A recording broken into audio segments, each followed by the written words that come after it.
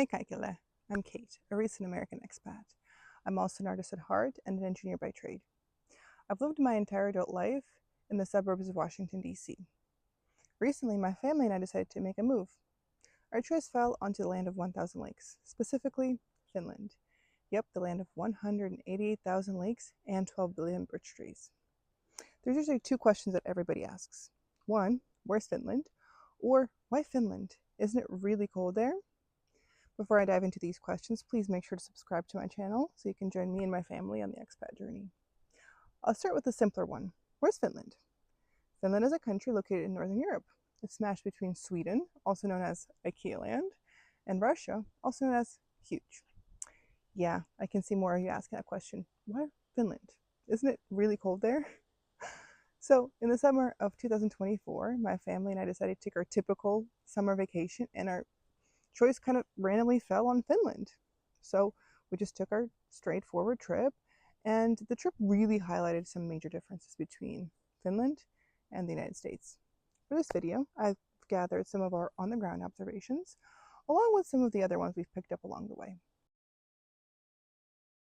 Okay, story time. A few months back, my family and I were traveling through the American South. At one point in time, my kiddos hit DEFCON 1 potty mode. Of course, all the stars have aligned, and there were no rest areas for 40 miles in either direction. So we had to think fast and pull over next to the nearest forest. We walk into what looked like a beautiful, peaceful pine grove, but 10 to 15 steps in, you discover an instant landfill. Abandoned mattress, bald tires, empty beer bottles. I honestly gasped and thought to myself, Americans must really hate their nature. Rewind back to Finland 2024. Forests are clean. There's no random Cheetos bags, no couches, no not even bottle caps, although I know they're attached to bottles these days, but still. Side dishes, same story.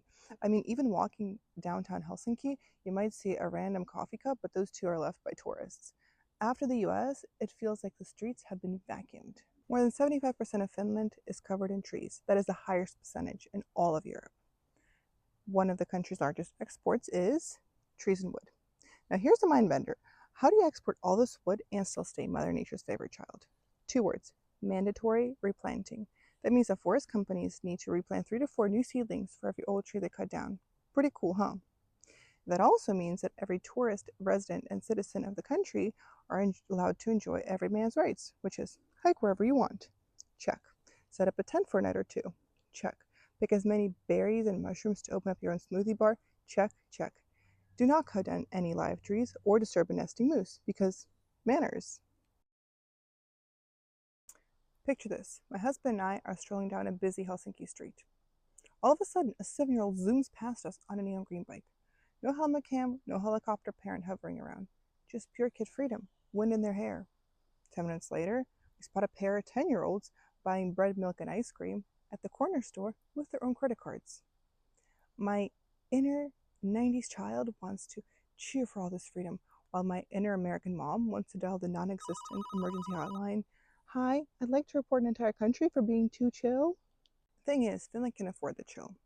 If a random child wanders off, the entire neighborhood turns into honorary aunt and uncle mode. If a child is lost, odds are a random grandparent's going to escort them home and hand them a Karelian pie before sending them on their way. Schools too double down on the safety net. Teachers' class sizes max out at 20 kids. And teachers have to report any suspicious bruise within the first 24 hours. They have the time and the luxury to notice these things. I know that Americans are going to come up and say, but wait, we have child protection laws too. Of course we do. But unfortunately, most of the daycare centers are so overworked that noticing turns into a luxury item.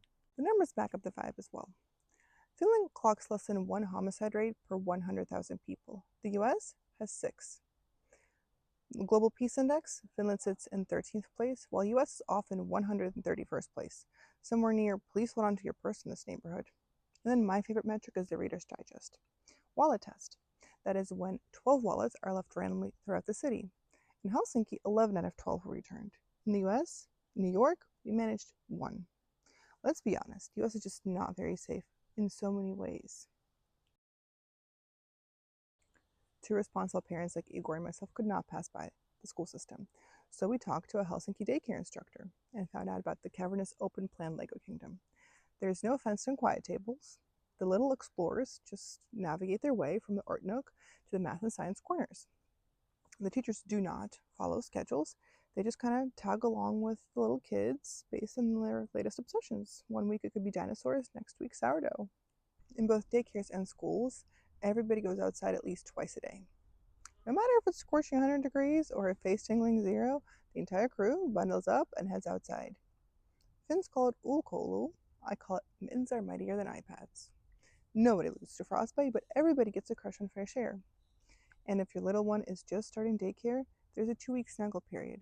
So you attend daycare with them to ease the upcoming transition. American daycares, please feel free to copy and paste. Hey parents, did you know that for your child to be successful in school, all you need to get them is a backpack? Yes, you heard me right, just a backpack. Textbooks, pencils, paper, provided. Hot lunch, served fresh, daily. You may wonder how much it will cost. €0. No surprise fees. No tech fee, no PTA fundraiser, no surprise modernization surcharge. Free. In a land where a cup of coffee costs $7, basic education is on the house. So if Finnish school life feels like Reese's with a PhD, that's because it kind of is. Equal parts curiosity, outdoorsy grit, and a nationwide promise that learning should cost families nothing but enthusiasm. After we had been in Finland for 3 days, I realized nobody, and I mean nobody, was shouting. Not the person who missed his tram, not the couple that blew their tire, not even the parent that saw their child drop blueberry ice cream onto brand new shorts. Nobody was yelling. Listening in, I realized that Finnish in itself plays a supporting role. In the Finnish language, words float one after another, vowel after vowel, all in harmony. And there's actually a grammar rule to support that. It's as if the language designers sat down and thought, how can we make sure our people sound like forest fairies instead of cave trolls? And I'd say mission accomplished. The vibe extends to personal space. Before the rest of the world discovered COVID social distancing, Finns practiced it at bus stops. 2 steps left, 2 steps right, everybody's personal space is respected. Silence is not considered awkward here, it's considered polite. Imagine an elevator ride where the quiet feels intentional, almost luxurious, instead of somebody say something before the cable snaps. And then there's the National Sanctuary, the sauna. With more than 3 million of them, you're never more than a short walk from the communal Zen chambers. Strangers settle into wooden benches, steam arises, conversation, if it happens at all, arrives one soft sentence at a time, and evaporates into the heat. Step out, plunge into a cool lake or enter a cold shower, and you will understand why the Finns don't need to yell. They've already exhaled all their stress, one lowly at a time. Friends of mine in the Helsinki's IT world brag about the 345 office vanish rule. 1 minute keys are clicking away, the next, office chairs are spinning like a magic trick. Nothing's wrong, it's the end of the workday in a country where work-life balance matters. Even the CEOs respect the clock. Picking up their toddler at 4 p.m. is normal, because evenings are for hobbies, cottage repairs, and sauna steam, not late-night Slack pings, starting with, quick question. Full-time employees log about 34 to 36 hours a week and get about 5 weeks of paid vacation. Prefer a lakeside view to a crime-muggy office? The Working Hours Act allows Finnish employees shift up to 50% of their time to working outside the office. In 2024, 1/4 of Finns worked mostly from home. The rest, mix and match. While US trumpets grind culture, Finns power down, grab the kids, and head to the lake. Family life gets some love as well. Both of newborn's parents get 160 fully days off of paid leave. Single parent get a whole 320 days off. Ask a Finn where their tax money goes, and they'll gesture all around. You'll notice it on a February morning after a 20-centimeter snowfall. By breakfast, all the streets are clear, or at least sprinkled with tidy gravel, so nobody performs an accidental triple axel. No neon blue slush, no snow days that paralyze commuters. Just machines doing their work at 4 a.m. Head to the pharmacy next to find out that once your out-of-pocket maximum hits €600 for the year, Kela steps in and covers the rest. No matter if it's asthma spray or life-changing and saving antibiotics, Kela's got you covered. Chronic illness may be annoying, but it won't bankrupt you. Ride the bus or tram next. About 40% of every ticket is covered by the city and state, which is why the All Zones monthly pass in Helsinki hovers around €70 a month. That's 2 gas tanks in America. Need a drill, a pair of skis, or a recording studio at 3 p.m.? The library has you covered. They're equal parts book heaven and a community-funded gear closet. Think of them as taxpayer-funded why buy when you can rent warehouses. So yes, the tax by dusting on payday. But step outside to notice that it gently cleaned the roads, capped your pharmacy bill, covered your commute, and stocked the lending library. And that, my friends, are some of the reasons why we're swapping beltway traffic for birch trees, saunas, and lakes at every step of the way. If you enjoyed this video, or at least chuckled at my vowel-stretching Finnish pronunciation, hit the like button so the algorithm knows that we're bonding. And got any questions about Finnish life? Drop them in the comments. I'll read them, and while pretending I understand all the yetlo flavors, reply back to you. Kiitos for watching, and remember, life is too short for boring adventures. Moi moi!